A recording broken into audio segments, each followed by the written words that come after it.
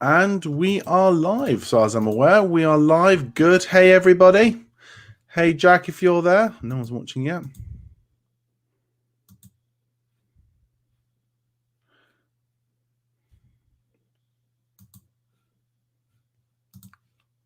Oh, yeah, we got two people. Hello.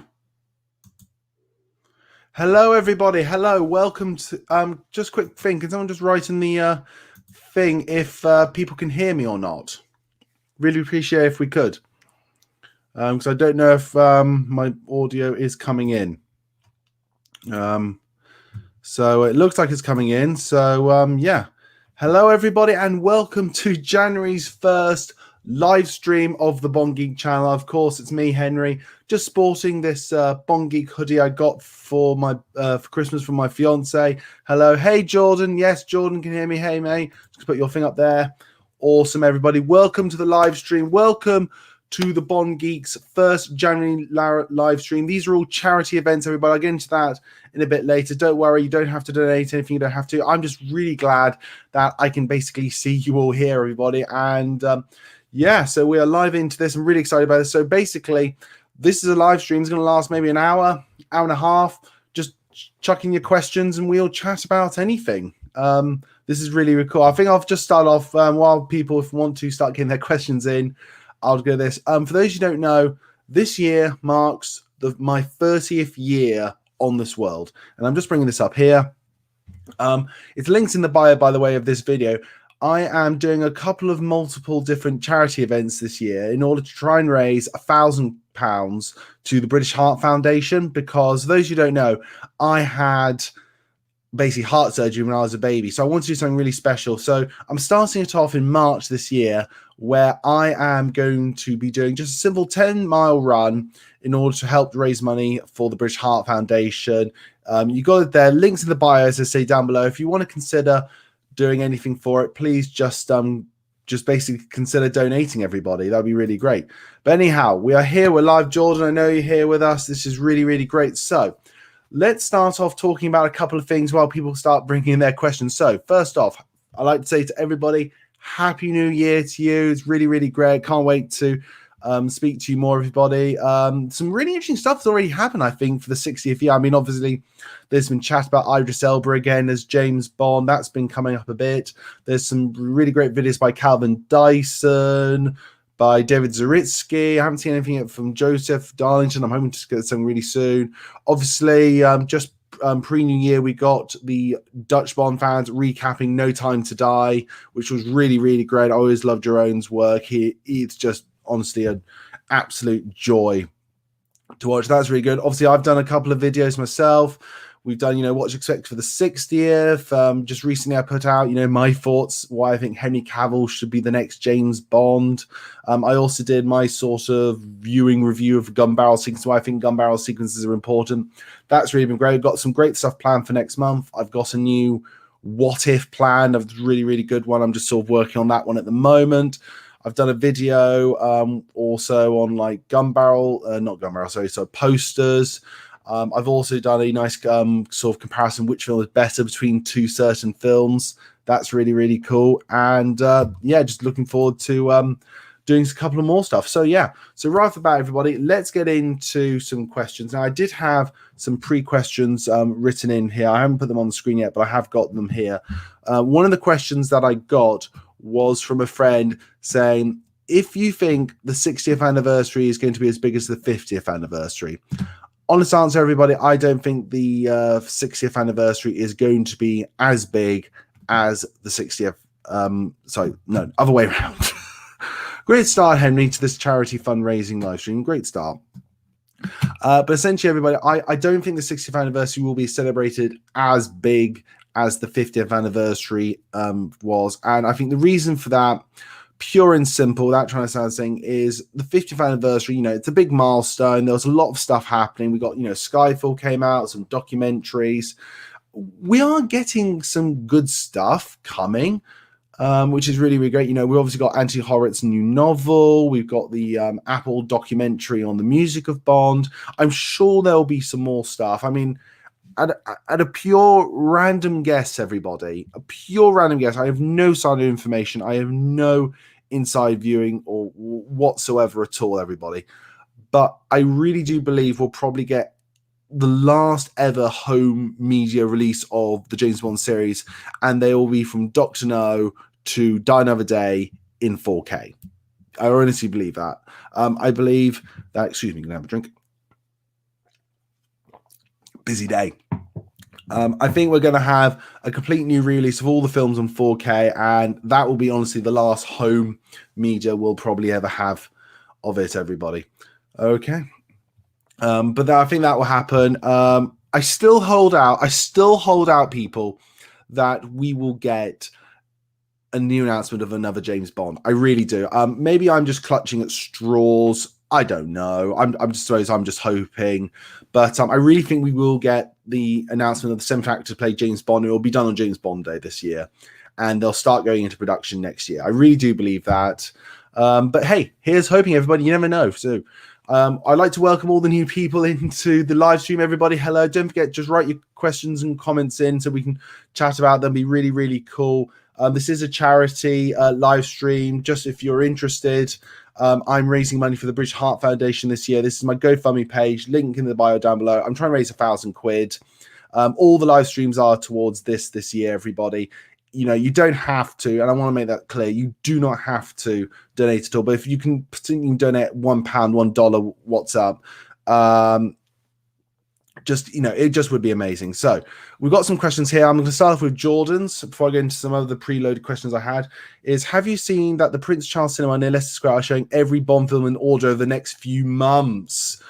I had not seen that, Jordan. I'm not going to lie. I had not seen that at all. But my honest reaction is I am so jealous. Do you know what? As I say, it's my 30th year on this planet this year, and I'm trying to book a private screen to see maybe a Bond film in the cinema this year, which I think would be so good. Honestly, you talk about home to see Goldeneye. Jordan, you and me are on the same page. I wouldn't kill, but I would just adore to finally potentially see Goldeneye on a big cinema screen. For me, would just be mwah.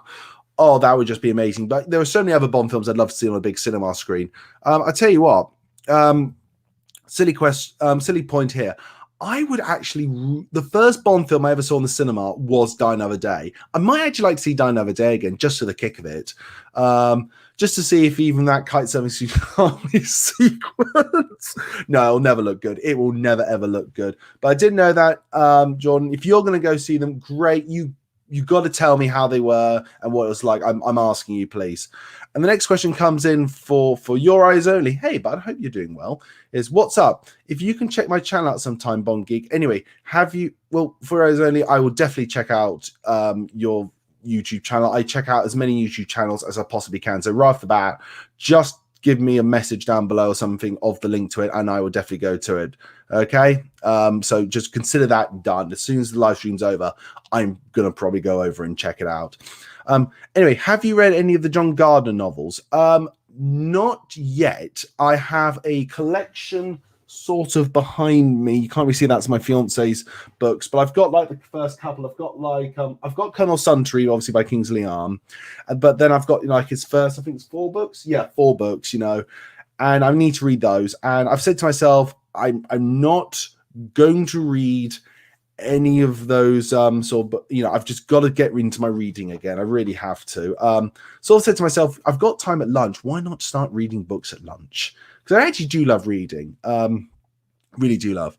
And hey, bud, you're here. What's up, mate?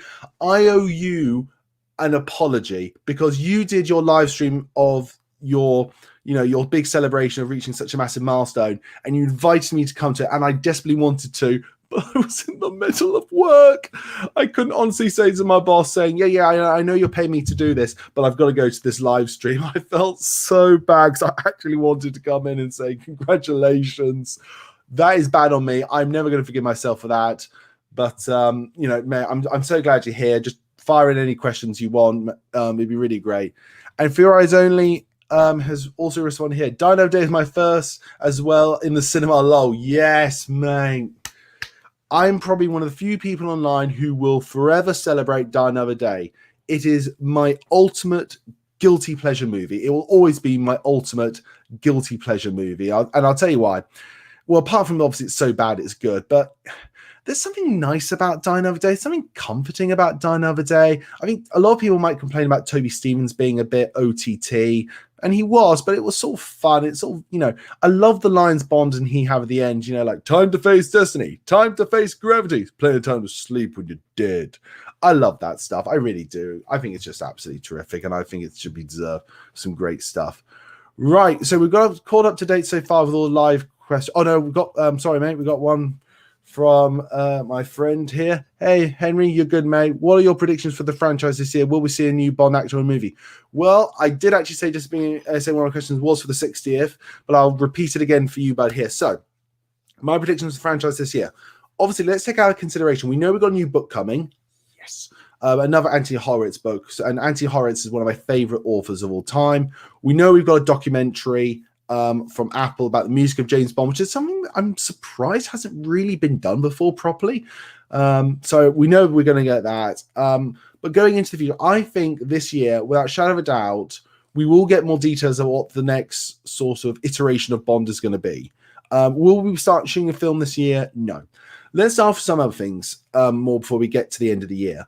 I think the Amazon and MGM deal will be finalized. Now, I don't know how you will feel about this, but I am a massive sort of pro Amazon buying MGM. I think MGM has been in so much trouble over the years. It's been ridiculous. Okay. It's been like, we want to make these big movies. Can we have the money, please? Anyone give me the money? Money. They just don't get the money. I think Amazon will treasure MGM, give them the lifeline they need, the stability, and it will just be great for Bond and so many other franchises, MGM overall. I think Amazon will really look after and cherish MGM. So I hope that one of the big things that will happen this year, that MGM will finally be secured and safe. So that's a big thing for me. I also think, mate, we're going to get the last ever home media releases of Bond films, which will be 4K. I think all the remaining Bond films will be released on 4K this year. I think my digital versions that I've got on my Google Play will be upgraded to 4K as well. So that will be really, really great. And so I think that will happen as well. And will we see a new Bond actor or movie? I still very confidently believe by the end of this year, we'll have an announcement of at least the next actor to play James Bond. Maybe an announcement they'll start filming next year. I don't know. It all depends. See, a lot of people might say this, but I'll tell you this right here, everybody. I know Barbara Broccoli goes about, I can't imagine, Bond without Craig. It's long program. I haven't even thought of it yet. Bull. Absolute bull. Okay? Barbara Broccoli and Michael Wilson are genius producers. I'm calling them that. They are genius producers. You telling me that during the pandemic, they just basically sat there going, just waiting for No Time to Die. Just waiting. Just waiting for No Time to Die to release, and all that. No, absolute rubbish. I'm sorry. I firmly believe behind closed doors, they started, at least in part, talking about what the next iteration is going to be, what's going to happen next, ideas of who they want to take over, X to the power of Z. I firmly believe that. They've had a year, basically, to sort of semi-plan it. So now, probably starting in February, they will start properly searching for the next James and sorting out the next movie. Again, I'll say this a million times. I'm one of those in team for Henry Cavill. I mean, look, me and my fiance, just before I did this live stream, we were just rewatching a bit of The Witcher, and Henry Cavill is amazing in that. And he's such a talented actor. And I love the idea of Henry Cavill being James Bond. But I wonder if we will get an announcement of a new film. Maybe the first Amazon, maybe Amazon do allow them to get a new film out next year for 2024. No, sorry, it's 2022 now. Yeah, 2023, maybe. We don't know. But, I'm forever an optimist. I'll always ever be an optimist. Jordan Phillips again writes, Die Another Day was a film that made me a Bond fan as a kid. It's quite a cringe at times, but I do love it. You summed it up in one, Jordan. It's an absolute cringe, Die Another Day, but you got to absolutely love it. Brosnan's on top form there. I know he might have not gone out of the franchise, should we say, in the lightest and greatest of terms, everybody. But, I think he actually ended at the right time before he got too old. But I would have liked his version of For Eyes Only after Die Another Day, a bit more grounded again. I think he deserved that. I think he really did. But just Die Another Day is fun. Die Another Day is just a good blast. Have a bit of fun, chill. You know what I mean? Just enjoy it. Have a, if you're of the age where you can drink, have a beer or something, and just laugh at it a bit and enjoy it. But for me, and I'll say this to you, Jordan, the biggest crime that film did was not the kite surfing tsunami or the Diamond Icarus thing. It was how dare you turn one of the most beautiful cars in the world, one of the most beautiful cars you've ever had in the franchise, and you turn it invisible. I mean, that's just heresy by thought, heresy by deed, heresy by so much. It's just ridiculous, I have to say. But hey, that's just it. Farazoni again also writes, cheers for all the questions, bud. It's just, see, this is why I just want to say, this is why I love the live streams, and this is why I'm going to do them regularly every month, like the last Monday of every month they're going to happen, because the thing that I really love about this channel, ever starting the Bond Geek, is I'm getting to chat to all of you guys, have conversations. I say something, you rewrite back something, and we just start this conversation, and it's just, for me, this is utterly bliss. This is utterly, I could carry on doing live streams forever just chatting to you Bond fans. I think it would be absolutely amazing. So, but yeah, any fans of Never Say Never Again here, LOL, or any of the non-Eon Casino Royale films? Farazoni, you are looking at a fan of the non-Eon films. Casino Royale is, I'll say it, the 67 version is crap, but it's so bonkers crazy and just WTF, I can't help but enjoy it. It's a perfect, if you will, combination of the madness of the 60s all in one film. And when it comes to Never Say Never Again, I think Sean Connery does a better performance in that than he did in, say, Diamonds Are Forever. I really do believe that. It doesn't help that I think everything Never Say Never Again does, Thunderball does better, with the exception of, I think Fatima Blush is better than Fiona Volpe. I actually think that Never Say Never Again has the best Felix Leiter until Jeffrey Wright comes into the franchise. I'm a big fan of the sort of video game Domination. If it didn't have the electric shocks, I would play Domination like in Never Say Never Again the whole time. It's just unfortunate that just everything in general, Thunderball is just a slightly better film in my opinion. But hey, that's just me, everybody. But I will say this: in comparison, Never Say Never Again and Casino 67 are on a level, the actual Bond franchise, whole incredible level above, by the way, just whole incredible level above. Also, I'd like to give a little shout out to the 1950s Casino Royale, the climax episode. Did a review of that. As always, I know someone here loves my impersonation of Peter Lorre for that one, but it says, if you don't give me that check, Mr. Bond, I will have to torture you. I will have to torture you to an inch of your life. You gotta love Peter Lorre. Peter Lorre is one of the best. We got Purple Bond Sign saying, me too, I agree, brother. I'm also pro Amazon MGM uniting. I'm sorry, I think it's just really good for them. I really do. Amazon Prime Video is the stream for spy content. Jack Ryan and Tom Clancy universes. I could see this happening. Yes. You know what? I didn't even think about that. But I love the Jack Ryan TV show. I absolutely love the Jack Ryan TV show with John Krasinski. Also, hashtag John Krasinski for Mr. Fantastic. I'll never stop saying that, saying it loud and saying it proud. But no, Amazon do great quality content. I mean, they really do. And if they decide, you know what, they're going to let Bond be theatrical, but they do like new TV shows like RoboCop or Red Dawn or, anything else within, the MGM's library, that would be great because it'll be the home of MGM stuff. And I'm sorry, MGM might not have the biggest amount of content, but they have some of the highest quality stuff that people always come back to watch. They really do. And Delica's Pot says, Favav FYE. I'm not gonna lie to you, I have no idea what you mean by that, bud. But if it's an anagram of something, I'm very sorry if I missed it. Right, I'm just going to go to some of the other questions that was brought up to me. Which is this. One of the questions I had from a friend who suggested I bring up this on the channel was basically, I am a pro of the idea of Bond going in the next iteration back to the 1950s or 60s. And he suggested that I explain it in that sense. And so I'm going to explain now. If you don't know, I am a huge fan of Bond going back to the 1950s and 60s, potentially in the next, if you will, reboot of James Bond. purely, and the reason actually I am such a fan of that is very simply the film Joker. I think the film Joker clearly showed that you can take a modern day sort of theme story and ideas, you can set it in a different time, and it still be relevant and optimistic, and it explains so much about the stuff that is happening. And I was thinking, you know what? You could take a James Bond film. Let's just say, for the benefit of the argument, it was about someone who wants to speed up global warming. You could take that sort of content about global warming and put it back in the 1960s, and it could work. It really could work. I'm sorry, I think it can. I think it would be interesting. I think it would just be of something very different. No other series, as far as I'm aware, is really doing that.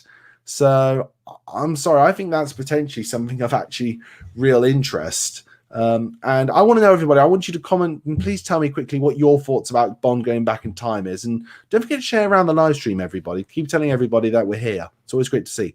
And if I'm just going to double check this, the last question someone said I should bring up about Bond here is something actually I haven't really chatted about yet, but something I feel very passionate about. And that is this. There is not enough female villains in the franchise. And we need more great female villains in the Bond franchise. I really do firmly believe that with my whole heart, and I will tell you why. The fact of the matter is, some of the best villains we've had in the franchise are just women. You know, we've had Rosa Klebb, you've had Electra King, okay? You know, they're some of the best women. There are some of these amazing actresses who I think would be great Bond villains, like Helen Mirren, Helena Bonham Carter, maybe even Emma Thompson.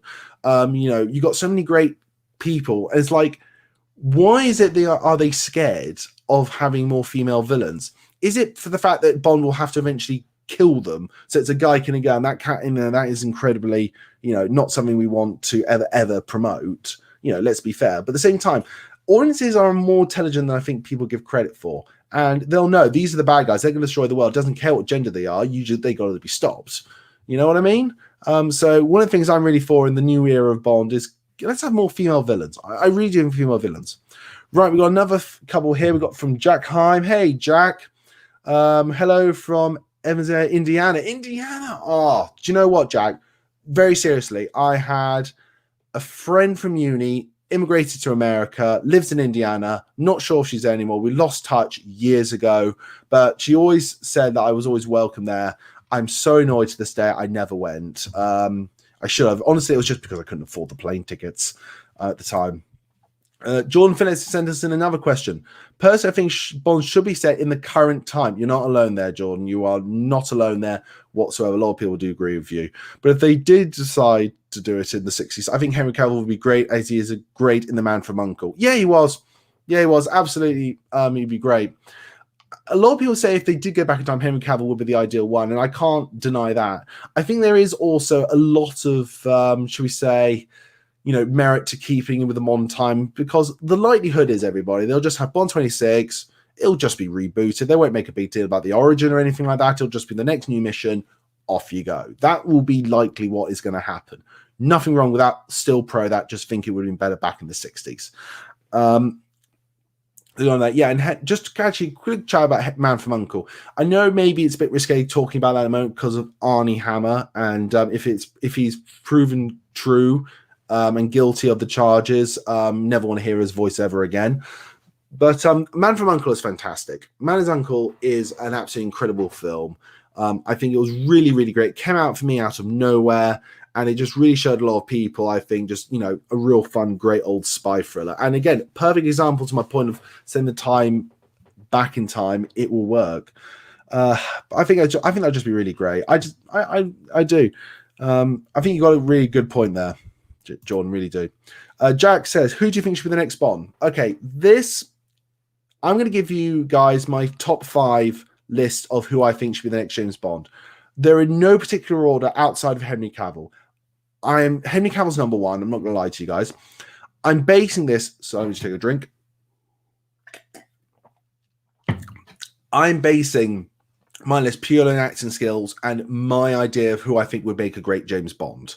Okay, acting skills, and just based on that, I think would be really great James Bond. Okay. Another person on my list is James Norton.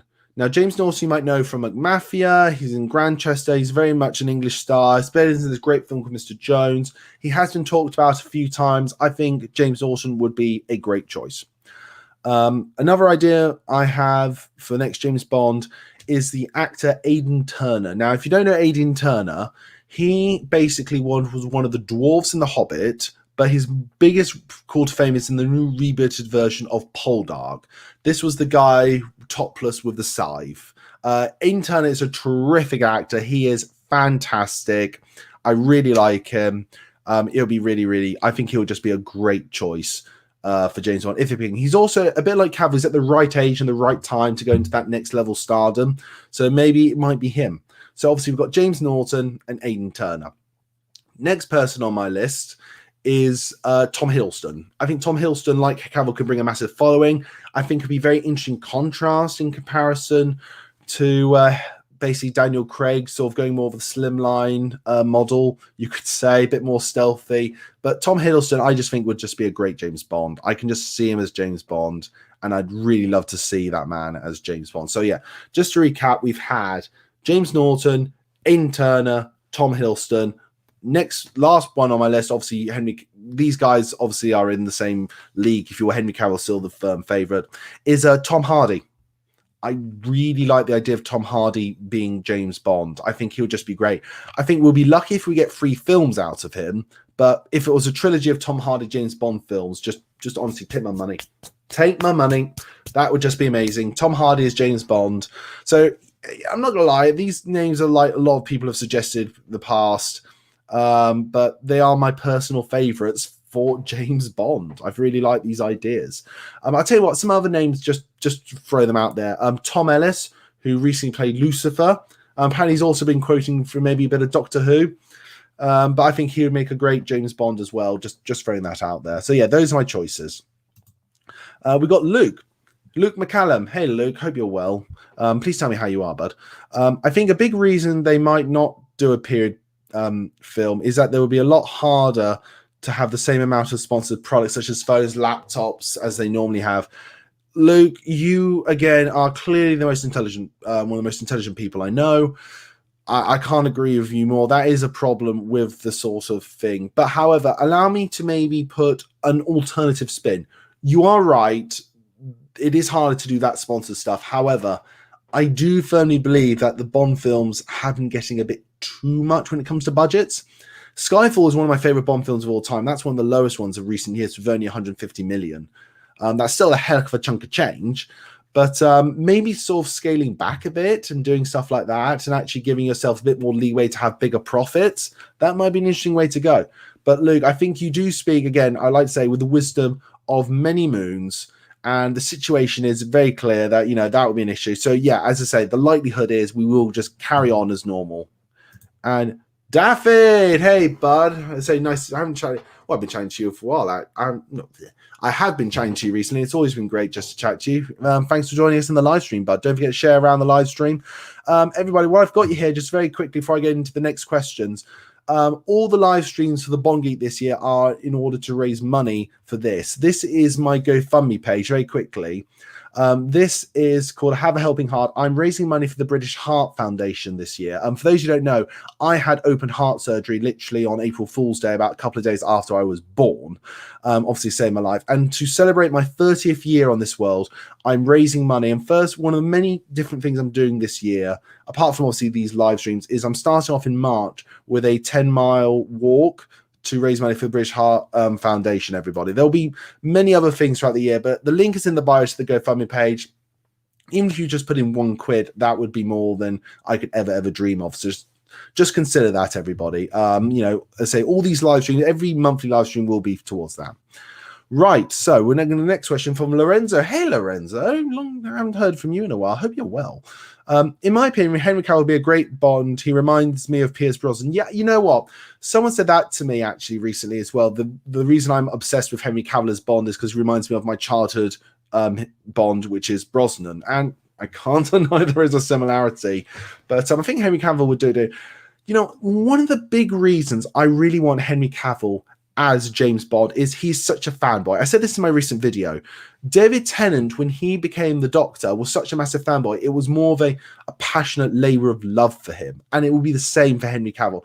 And I want someone like that for Henry Cavill. So for Henry Cavill, for James Bond. See, that's the dyspraxia, everybody. Thinking one thing, saying completely the other. If you got dyspraxia, dyslexia, let me know as well. It's always nice to meet other people who've got the same thing as me.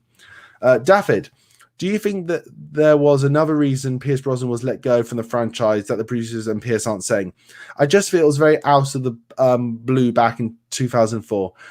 Do you know what? I think it was, as you say, blue back. 100% agree with you, Bub.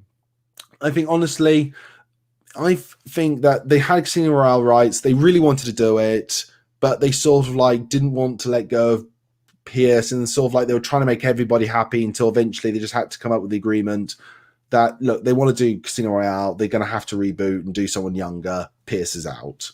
I think that's just purely the reason. If I'm honest, I think the way they tackled it was appalling. I do think the way they tackled letting Pierce go was appalling. I'm hoping they've made amends. I have no idea. But I think, honestly, the reason Pierce got kicked out was because they got the rights to Casino Royale and they just really wanted to do Casino more than anything else. We got Lorenzo again saying, Henry Cavill, he reminded me of Pierce Brosnan. Henry Cavill, he is so cool. He needed to be Bond, in my opinion. Yeah, I agree. I'm sorry. It's nice to hear some of you talking about it like me, but Henry Cavill, yeah, is James Bond. Maybe I'll start, we released the Snyder Cut work. Can't we have hashtag Cavill Bond? Can we not start that, everybody? Let's start that together. Next one is from Luke McCallum. Luke McCallum writes, I personally think Richard Madden. Okay. Luke, I'm going to be on your side here, but you're going to kill me for this. This year, I was like, I'm not really sure about Richard Madden as James Bond. Now, granted, I had seen The Bodyguard and obviously Game of Thrones and stuff, or when he was in Cinderella and, 1917. He is a great actor. Richard Madden's going to do amazing things in his future. But I wasn't quite seeing him as Bond. And for some absurd reason, when the Disney Marvel movie Eternals came out on Disney Plus, I was watching him play Icarus, and I actually thought to myself, no, I can see you as Bond. Why couldn't I see you as Bond when you were playing in The Bodyguard, but I can see you when you're shooting laser beams out of your eyes as clearly a good Bond? But no, I think Richard Madden would be a great Bond. Again, if he was picked, I'd be doing a video here celebrating that. I think that'd be a great one. I know they also were talking about the guy who is the lead in Outlander.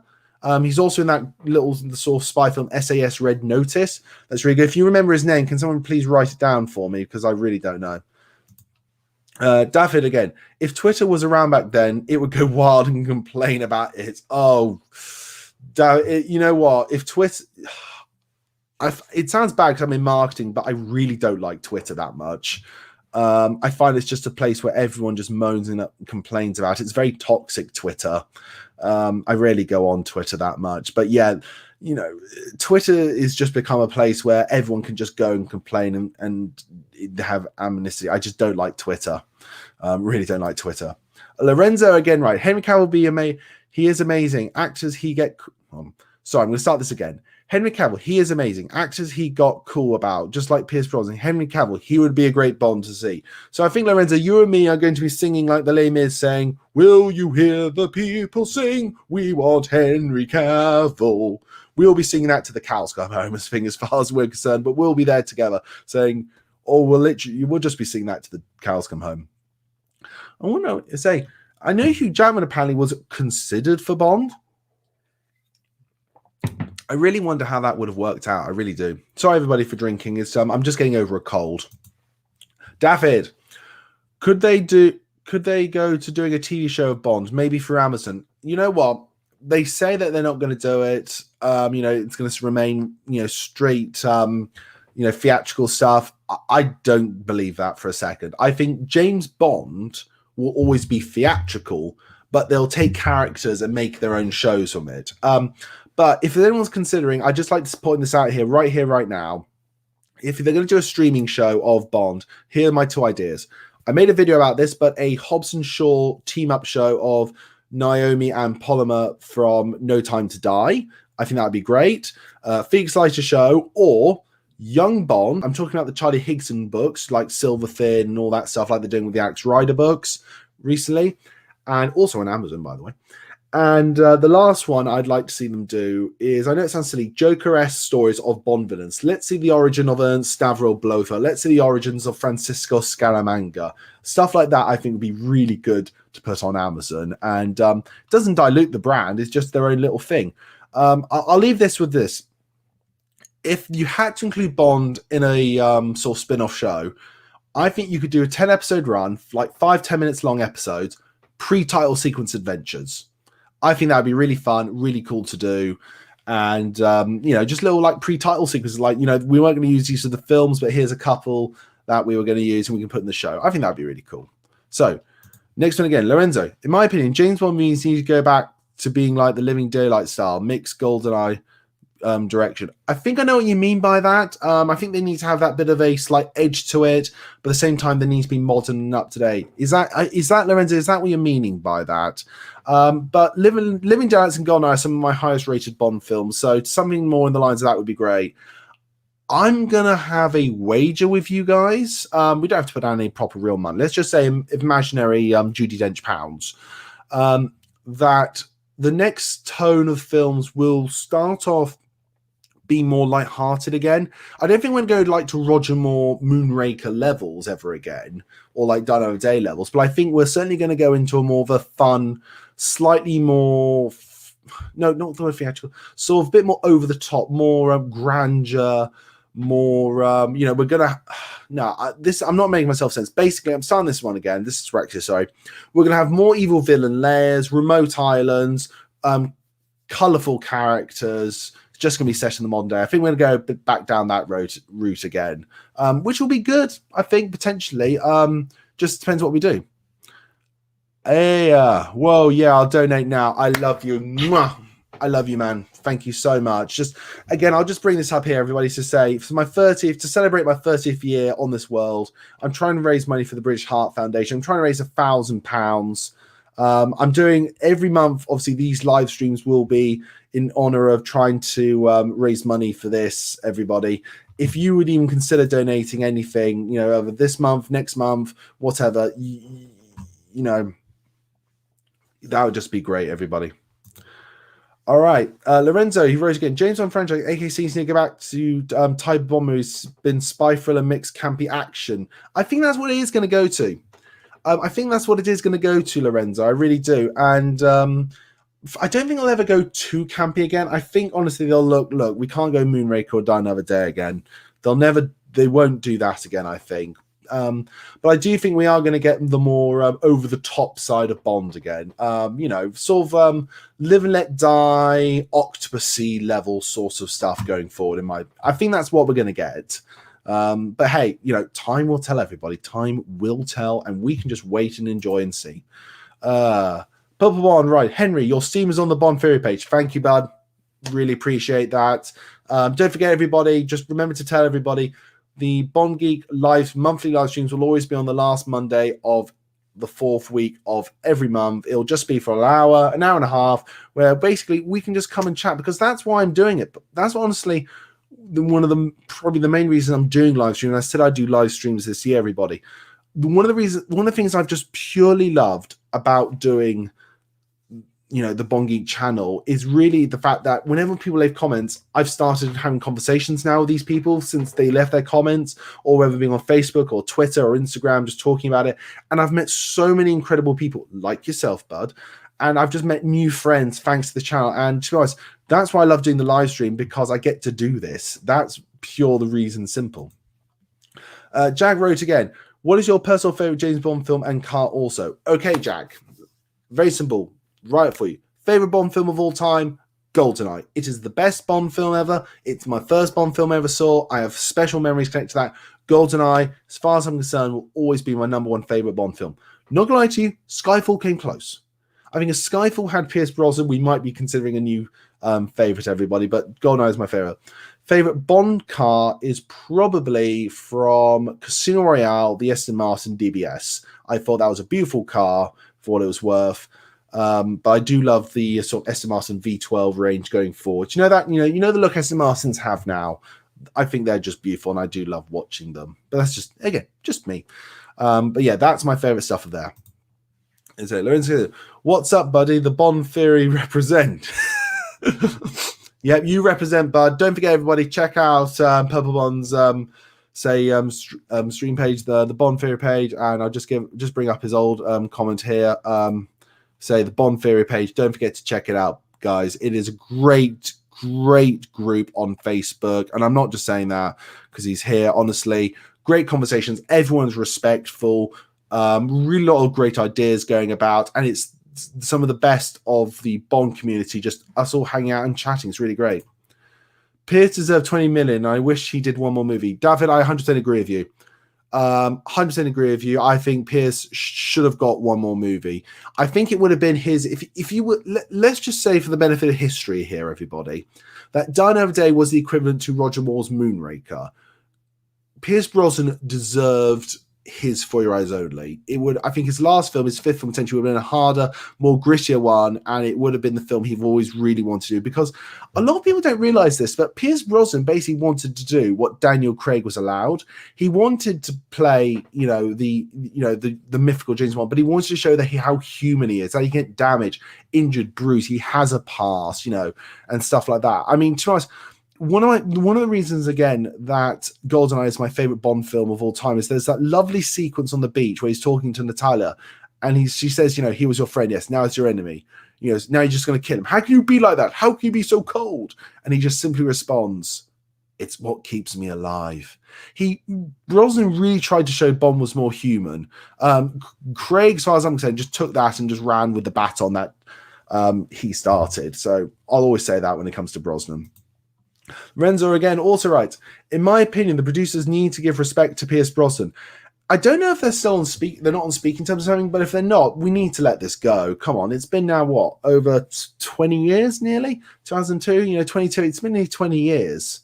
It really has been. If there is any animosity between them, bury the hatchet. Come on, please. I will go far as this. I think they owe us that as Bond fans. I really do. I really do think they owe us that. All right, Jack Heim says, I personally think Tom Hardy is James Bond for Bond 26. If it suddenly gets announced that Christopher Nolan is directing Bond 26, and I think there is a real chance of that happening, I think it's a dead cert that Tom Hardy will be James Bond. A friend of mine actually, you know what, Jack? Actually, you brought up something really interesting, and I'd really like to share this all with you now. A friend of mine actually brought this up, saying maybe for the next couple of films, there won't be just one actor playing James Bond. It'll be like, right, Bond 26 will be Christopher Nolan's James Bond with Tom Hardy. Then maybe the next Bond film will be Dennis Villeneuve's Bond film with another actor playing James Bond, and they'll do it like that for a couple of films. So they'll have, by the time we get to 2030, we'll have 4 new actors who have played James Bond. Write down in the comments, everybody, what you think of that as well, what potential of that idea is. I'd be very interested to see, actually. Just an interesting idea. I might do I am planning to do a video on that idea someone sprung up and saw the pros and cons about it. Don't know when though, but I'm on my list. Lorenzo, in my opinion, the Bond franchise, aka series, need to go back to the style Bond movies like GoldenEye and Living Daylights. Okay, Lorenzo, I get what you're meaning at. Yeah. So yeah, I get where you're coming from with that, and I think you're right. I think the direction for the next series needs to go in that sort of tonal direction, because it did perfectly, if you will, merge the line between over-the-topness and a sort of gritty realism. I keep hating to say gritty realism, but you know what I mean, where it's the verisimilitude. If you're a fan of Robert Burnett, you'll know what I mean by that. But, the believability is there as well as to the theatrical. Jordan writes, what do you think about No Time to Die making 775 million box office? Good, bad, or average? Over good. It's incredible. And it's brilliant, and I'm so proud of No Time to Die for that. I was talking, sorry, this is a bit of a name drop, but it's all for the point. I remember I was on an episode of James Bond and Friends podcast, brilliant podcast, as you will probably listen to it already. And we were chatting about the article that was written from MI6 HQ that, if, the likelihood Bond needs to break even was 900 million, which turns out apparently it was not. I thought on a lucky day, Bond, No Time to Die, even if it was an amazing film, would make 500 million max, and that should be seen as success. The fact that we got to 775 million, I think, is just a testament to us Bond fans, the general public really liking it, and people started feeling confident going back to the cinema. And people knew this was a great film to watch, and they wanted to see it again and again. And I'll go one step further, and you might disagree with me, but I'm going to say it. Spider-Man No Way Home is obviously made, over $1 billion. If it wasn't for No Time to Die starting that momentum, it wouldn't have got there. I do not believe that for a second. No Time to Die really started the momentum of big blockbusters coming back to the cinema. So I think Spider-Man No Way Home fans, we owe a big thanks to No Time to Die. Dafford also writes, I think we'll all be surprised and it'll be unexpected with who is cast as the next Bond. I don't think they'll go for Henry Cavill. He's already Superman and he's too obvious. Well, I think first thing to say, David, he was Superman. He's not going to be Superman again, to be fair. It's a pity, though, because I really did like him as Superman. I think if he is to be James Bond, it's going to be between Eon, Amazon, and Netflix to basically go, right, can we share Henry Cavill? Which I think they will. Because if Cavill is Bond, it only helps the Witcher show get even more popular and vice versa. So, that could potentially happen. But if you are right, apart from like Roger Moore and Brosnan, they haven't really gone with the obvious choices. So it might be someone we have no idea of. But let's see what happens. But I honestly think, if I had to be honest, I think there's someone like James Norton, who I mentioned earlier, might be a potential candidate, or Aidan Turner, because they're some of the unknown people who I think might be good. But what I do like about the idea of like the Hiddleston, the Hardys, and the Cavills is they already bring a massive fan following who might not be already Bond fans into the Bond world as well. And they also really make Bond fans happy. So I think that's worth just to mention as well. Okay, we got quite a lot of questions here, so we're going to get through them all before the end of this, I promise you. So Luke also writes, I love the comment, by the way, mate. Keep it up and subscribers will rack up. Luke, honestly, thank you for your comments. I really appreciate it. It's a pleasure having you here. I'm not just saying that. You really must believe it absolutely is a pleasure as far as I'm concerned. I'll be honest with you, everybody. I thought, you know what, this year I'll attempt to get 1,000 subscribers. I will attempt to try and get there. It's not the reason to monetize my channel. Is never been the reason, nor will it ever be the reason why I'm doing the Bond Geek channel. The reason I'm doing the Bond Geek channel, my personal reasons, is I've always wanted to do a YouTube channel, so I started doing it. I'll do it. It's my hobby. It always will be my hobby. If I can make money off, eventually becoming, monetizing on YouTube, great. But it'll never be the main reason why I create content. It never will be. And even if I do become monetized, it will never will be. But yeah, if you guys know any Bond fans, just share my channel about. Let's just see if we can get to 1,000 subscribers at the end of the year. I think that will just be more a testament to the awesomeness of the Bond community more than just my own little YouTube channel. Definitely right. Let's be surprised by who they cast. It was Agatha all along. Okay, who was the next Bond? It was Agatha all along. Let's do a meme about that. I'll do another recording for you. Who's the next James Bond is? It was Agatha all along. Let's start a thing going with that, everybody. And Dafford also again writes, what's your favorite non-Bond film that the leading man have starred? Have you seen Timeshare with Tim Dalton? Cringe. Yes, that is cringe. I did a video of this with Calvin Dyson. Some of you might already know this one. Dalton's dance. Hold on, Dalton's dancing. Oh dear, yeah. I'll give you a quick summary. When it comes to Sean Connery, it's Indiana Jones and the Last Crusade. I mean, come on, he's Indy's dad, and that is as iconic as him as James Bond. George Lazenby, I've only seen in one other film. It's The Man from Hong Kong. Roger Moore. It's a very hard choice with Roger, but I would actually give it. I think he was terrific in the film Gold that I found out thanks to Calvin Dyson's channel, which was really, really good. I loved him as Sherlock Holmes, but I'd probably actually say of all of them, it's The Saint. Sorry, it's a bit of a dull thing, but it is true. I do love The Saint. I think it's a great one. Say Timothy Dalton, he'll always be Prince. I can never remember his name, from Flash Gordon with the mustache. Timothy Dalton mustache. But I also love him in Penny Dreadful.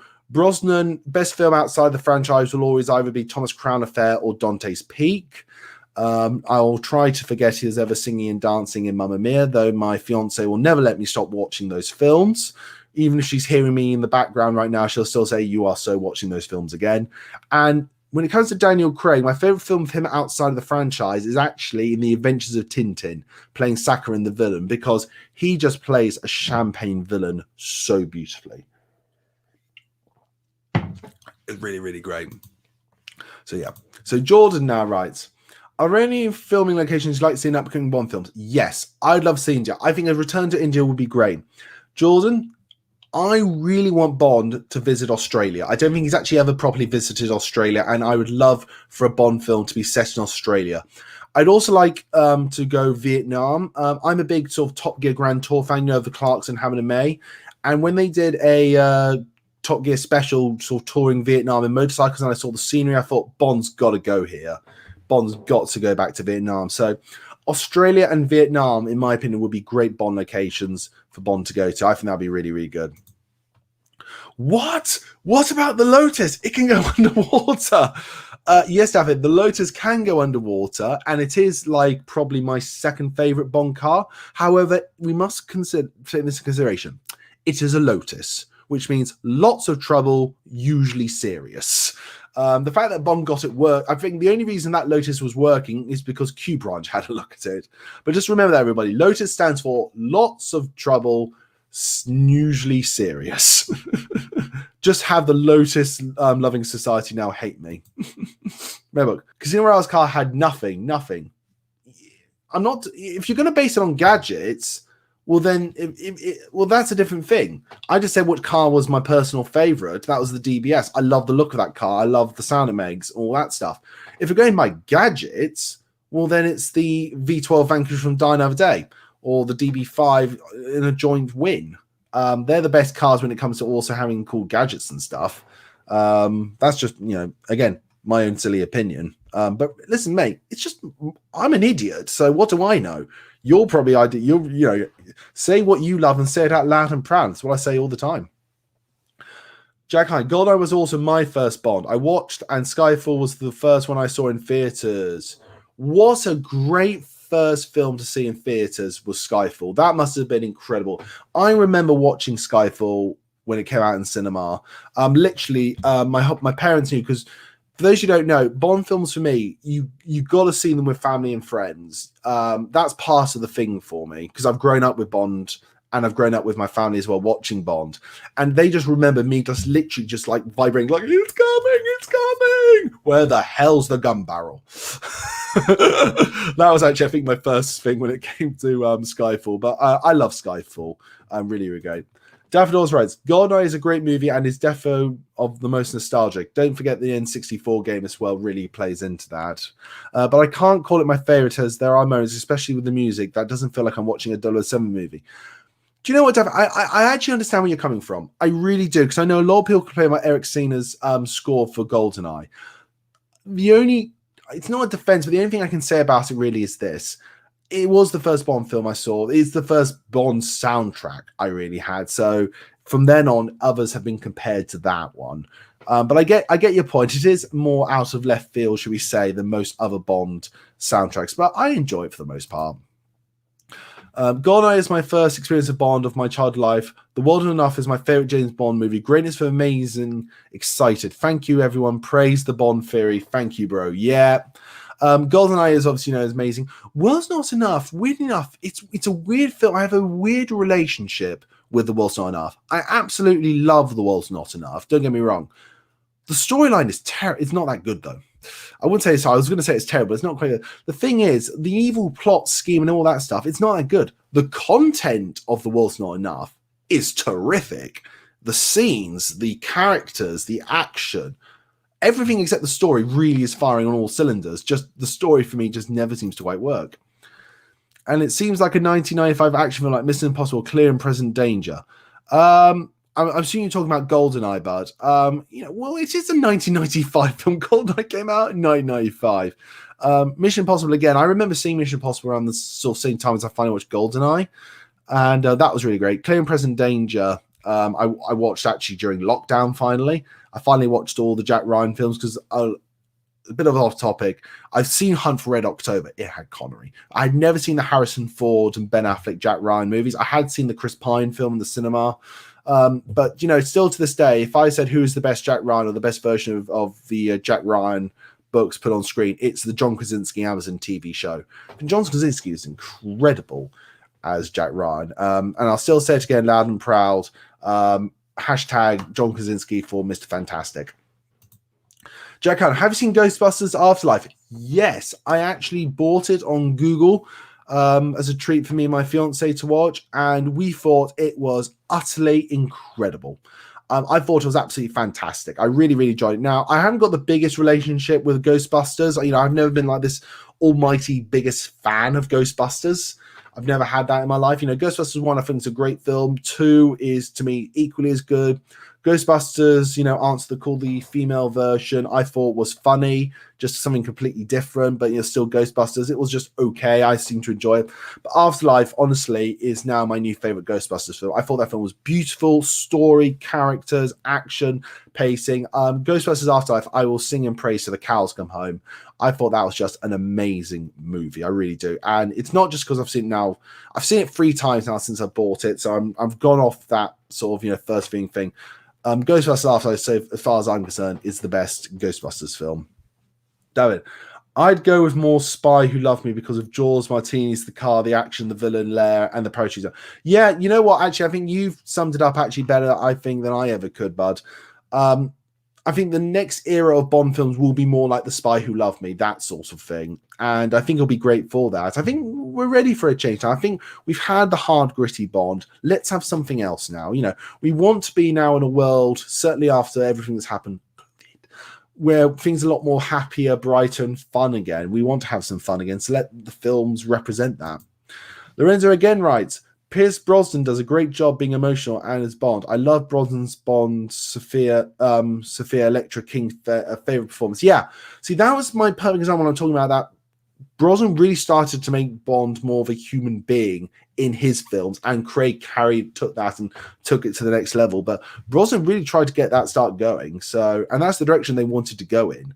So I give Brosnan fair credit. It's just, unfortunately, he ended on Die Another Day, which was such a, you know, complete 180 of what he was trying to do in the other previous, you know, Bond films, that it's sort of almost slightly stained the whole thing.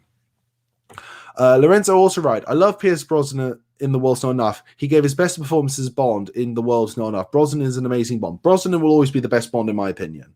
He'll always will be. He's my childhood Bond. He's my hero. He's my childhood hero. You can't beat that. But I agree. I think his best performance, I often say it's either Goldeneye, The World's Not Enough. I'm not honestly sure because I can literally switch and swap depending on how I feel. But yeah, he's just terrific as Bond. And he did hit his stride in World's Not Enough. I'll definitely say that. Dafford, did you get Metal Gear Solid vibes when you saw No Time to Die? No, but now you've said that, all the sort of my Metal Gear Solid memories are flooding in, and I'm seeing the connections now with No Time to Die. Certainly towards the end. I can definitely see them now, and I think you're right there. On that note, please can someone make a Metal Gear Solid movie or TV show? I love Metal Gear Solid. I was introduced by a friend. The first Metal Gear I played was Metal Gear 3. Then I eventually got to play Metal Gear Solid 1 and 2, but I watched a lot of YouTube videos of the whole story. I love Metal Gear Solid. I hear they're making a movie of that potentially with PlayStation Productions. Please, Metal Gear Solid movie. That would be terrific. If anyone else likes Metal Gear Solid, tell me down below, please. From The Spy Who Loved Me to Octopussy is my favorite quadrilogy of movies. Thoughts? Okay, so I'm assuming Spy Who Loved Me, Moonraker, Four Eyes Only, and Octopussy. Yeah. Spy Who Loved Me is one of the top 5 Bond films of all time. That's easily said. Moonraker, how do I put Moonraker? Enjoyable fun, definitely in sort of the higher tier Bond films, but nothing like too great. It mixed Star Wars with me, so I was happy. Four Eyes Only is one of the best spy thrillers in the whole franchise, and I think just a great spy thriller in general. Octopussy, I have a mixed reaction to. If it's on, I'll watch it and enjoy it, but I honestly don't really remember it that much.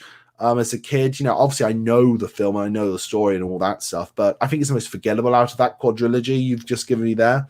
So I think, honestly, if I had to order them, Octopussy would be last, then Moonraker, Four Eyes Only, Spy Who Loved Me. But great choices, bud. Lorenzo has just written, in my opinion, The World's Not Enough is one of the most underrated James Bond movies. Sing it loud and sing it proud for yourself, bud. I really do love the movie. Yes, it had its flaws. It's entertaining, joyful, action-packed, exciting Bond movies. Well, that's great, bud. I'm really happy to hear that. And I love hearing, that's what I love is, again, talking to you all about, your different opinions. That's what makes this so amazing. The only problem I really have with World's Not Enough is I think if you will, the villain plot is weak, boring, and forgetful. I remember the scenes and the characters, like the action and the set pieces of World's Not Enough more than I actually do the villain's plot. That's my big issue with it. The fact that Electra King is the big villain of all of it is a massive saving grace. So as I say, I want more female villains in the franchise. We need more. But I'm so glad. You know what? A lot of people love The World's Not Enough. I think Calvin really loves The World's Not Enough, which is really great. And it's just it is a great film. You'll probably find now, Bud, honestly, because we've been talking a lot about The World's Not Enough, when I'm having my breakfast tomorrow before I go to work, I will put on The World's Not Enough, most likely.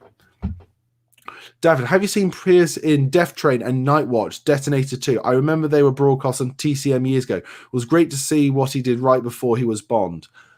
I've seen Death Train, not seen Night Watch, didn't know there was Detonator 2. So that answers those questions. Again, if I were a rich man, I'd buy every movie I could possibly own. If I were a wealthy man, hey! But no, I haven't seen those yet. But thanks for the recommendation. What I'll do is just add them to my list of films to finally watch. Haha, it's cool, man. Though I think 1989's Batmobile will destroy all 007 cars. Now, you've interestingly put a good point here. What would win, a Bond car or a Batmobile? But you've said the 1989 Batmobile.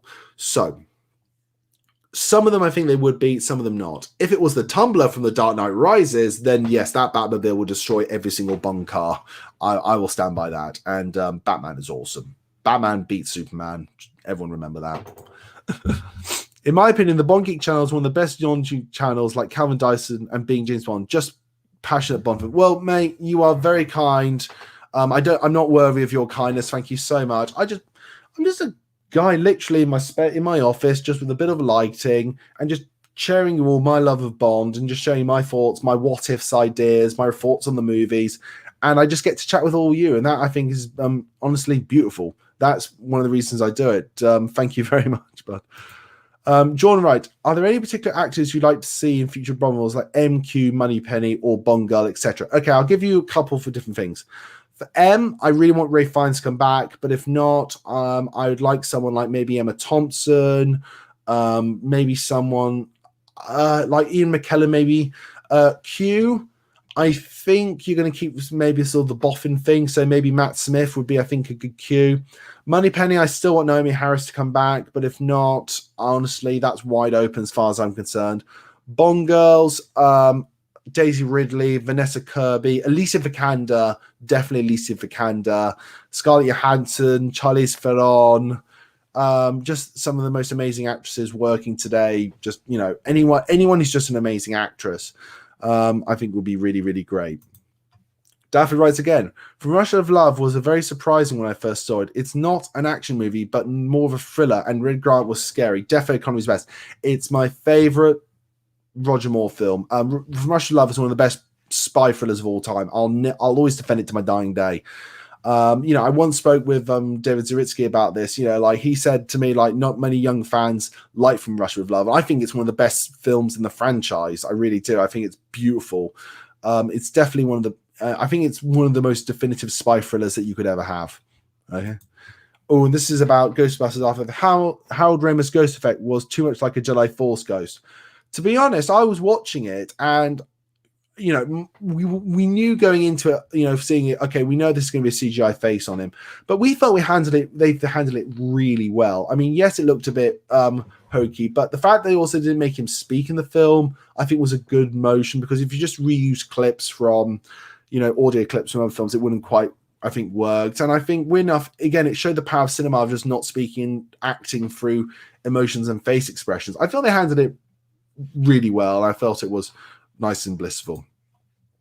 Lorenzo again writes, The November Man is fantastic spy thriller. Yes, I have The November Man. It is great. That is badass Pierce Brosnan. That is definitely badass Pierce Brosnan. David, what do you think when you first saw License to Kill? Scared the shit out of me. Me and my friends were polarized, but still liked it, but shocking. Not the best movie to make a 15 movie after a PG rated one with The Living Daylights. Hold on. But I admire its risks it took. For some reason, I'm seeing more people say they love Tomorrow Never Dies more than The World's Not Enough. How is that possible? Okay, I'll just quickly on to your Living Daylights. Living Daylights for me, I remember seeing as a kid, my parents warned me about this film. They said, this is not the normal Bond film. This is very dark, very scary. I was a kid going, yeah. I got terrified, bud. I got terrified. I remember curling away in my grandfather's body, when Felix was fed to the shark, the music, the tone, the bit where not Killer Crest's face basically melted and then blew up. It was violent. It was I have to admit, Sanchez is one of the greatest Bond villains of all time, in my opinion.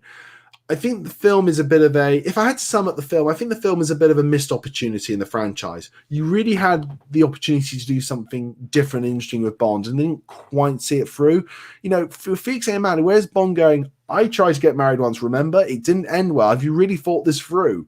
I think the other reason an issue I think they had with it is basically, and I'll put it this way, they haven't we as Bond fans know that Felix is Bond's best friend, but the films never really showed it that much. So when it came to that film, we know that they're best friends, but the films never really showed it that much. Okay, so your second question again, Bud, was for some reason I'm seeing more people say that they love Tomorrow Never Dies more than Was Not Enough. How is that possible? Well, I'm one of those people. I think Tomorrow Never Dies I prefer than World's Not Enough. I think World's Not Enough is a great film, but Tomorrow Never Dies, I love the idea of a media baron being a Bond villain. I think his plot is very interesting. I love the locations. I love the pace of the movie. I love the sort of tapping into an ex-love of Bond's life coming back into the world. I think that's really interesting. And I just find it interesting. I just really like it. I'm loving the Pierce Brosnan love here on there. It's really nice. Lorenzo Wright, I understand the story of the Was Enough. Renard he is a sympathetic character. He loved Elektra. I understand his character. Yeah, I mean, Renard is an anarchist. He is an utter terrorist, and Electra King manipulated him to be the real villain, to do basically her evil scheme. And he was basically, you could say he was a glorified henchman, but he wasn't. He was a villain in his own right. But Electra King was the real manipulator. She was a very different, interesting villain. She was, if you want, a master manipulator, getting people to do stuff. And we need more villains that are as cool as Electra King was. That's my point. David, would you like to see all the actors in a room talking together like what the Spider-Verse was done? Do you know, Bud? Honestly,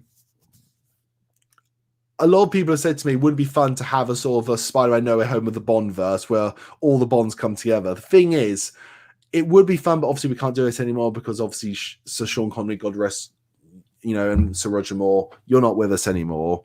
Me and friends always love that idea of playing in the background. It would have been nice. I think if they were to do a documentary where all like Lazenby, Dalton, Pierce and Daniel all got together and discussed stuff, I think that would be really great. That'd be a great thing to do the 60th, maybe. But if you're going to do like a multiverse thing, well, it doesn't really work because, Connery to Brosnan is one character and then Craig is his own separate one. Jack, what would happen if Pierce Brosnan turned to the Bond films as M or as the man who trained James Bond the next film, originally for Bond 17? Okay, do that in two ways. Number one, if Pierce Brosnan returned as M, perfectly okay and acceptable because this is going to be a new timeline, so it can work. He'd be a very good M, not gonna lie. If he came back as the next trained James Bond, the next film, if they're going down that route, again, that might be an interesting angle. We never really know that much about Bond's time in the Navy, so it'd be nice to sort of explore that. Maybe potentially that might be something. I think great ideas, bud. Ooh, I don't know, man. Bond gets to Vietnam then the movie falls for me. You're not the only person I know that. A lot of people I know said the same thing. For me, I just don't know what it was, but I really like Wei Lin. I think she's one of the best Bond leading ladies of all time. Real badass, real strong, confident, independent. All that stuff. Just honestly, the sort of character you'd want your own spin-off for. I just like the location of Vietnam, and the motorcycle chase sequence is amazing, bud. Too much action for me there. There is too much action in the film, to be fair. There needs a bit more spy thriller stuff now. I can fully admit that. And they're on and on relation between Wayland and Bond. That was more, I think, for friendly banter. I think she didn't really see him as a love interest until when he actually saved her life. Yeah. Top of the Munch. Hey, bud. The name's Munch. Top of the Munch. 003.5. License to laugh. Good on you, bud. I like my chin shaven, not furred. Better than me. Your video on why Henry should have his license to cavil was spot on. I hope he's 007. Thanks, bud. I really appreciate it. Yeah, for those you don't know, my most recent video that came out last Saturday at the time of this recording this was my 5 reasons why I think Henry Cavill should be the next James Bond. For simple reasons. I think he's an amazing actor. He's a fanboy who will bring more passion and love, and I think he could be a spokesman for the series like Roger Moore was in his later life. I think he's at the right age. I think he can bring a massive following, and that's some of the sort of reasons why I think Henry Cavill would be a great James Bond. But again, it's just my personal opinions, bud. But yeah, I honestly... Tell me in the comment section down below if you'd like. I could do a video why I think Tom Hiddleston, 5 reasons why Tom Hiddleston should be the next James Bond. Same with Tom Hardy and Ian Turner and James Norton. Would any of you like to see those videos? Because I happily give you those. Daffyd, that movie was too rushed into production and needed another year to work on the script. And released in 1998. I can't deny that you're right there, Daffyd. I think they really did sort of. Tomorrow Dies and Quantum of Solace were rushed. And I think a bit of extra time, as always, would love to see that. So I can't deny that. But for what we got, I still thought it was a really great, fun movie.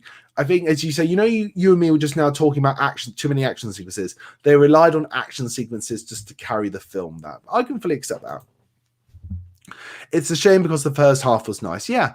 I think the pre-title sequence is one of the best. The whole attack on this, the ship is great. Bond, chasing, Elliot Carver, the infiltration into his place in Germany, the bit of Paris Carver, it's all just great stuff. All just great stuff. Lorenzo, you are A+ amazing Bond fan, passionate. Oh, mate, you're very kind, but trust me, I'm just a fan. I am honestly an idiot, just enjoying life, enjoying my love of James Bond, driving people crazy by it, just sharing what I love and sharing it with other people who love it too. And we're just chilling and being together. That's the main thing. Daffyd, have you seen Police Story 3 with Michelle Yeoh and Jackie Chan? She's basically Wei Lin in that. I'm going to be killed here. I have not seen any of the Police Academy movies. They're on my list to one day see, but maybe one day I'll get through to them. I will. And I think this is the last question we have at the moment. I'd love to see the screen test of Henry Cavill 2005. Me too. And I bet if he does get announced as James Bond, they will show that one. They really will. Right, everybody, that is the end of the questions. I'll tell you what, I'm just going to give it like a couple of minutes if anyone wants to quickly fire in some last-minute questions. Sorry, just get a drink. Meantime, let me just quickly tell you about some of the videos that's coming up in February. I don't know what order they're going to go in, but I've done some recording, so I'm just going to do probably some a bit later. But we're going to have a what if video coming up in basically what if Roger Moore was never cast as James Bond. That's coming this year. We've also got a top 10 James Bond poster video, and we've also got Never Say Never Again or Casino Royale 67. Which one is better? So those are some of the videos that we're going to come up in February, everybody. But we've got some more questions here. What kind of ideal video Bond game would you like the makers to make? Daffyd, I have the perfect James Bond game in my mind. What I think would be great. I'm going to turn that into a video, probably going to release sometime in March. All I'll say is this. 007 Legends was potentially on the right track. I'll just leave it to that.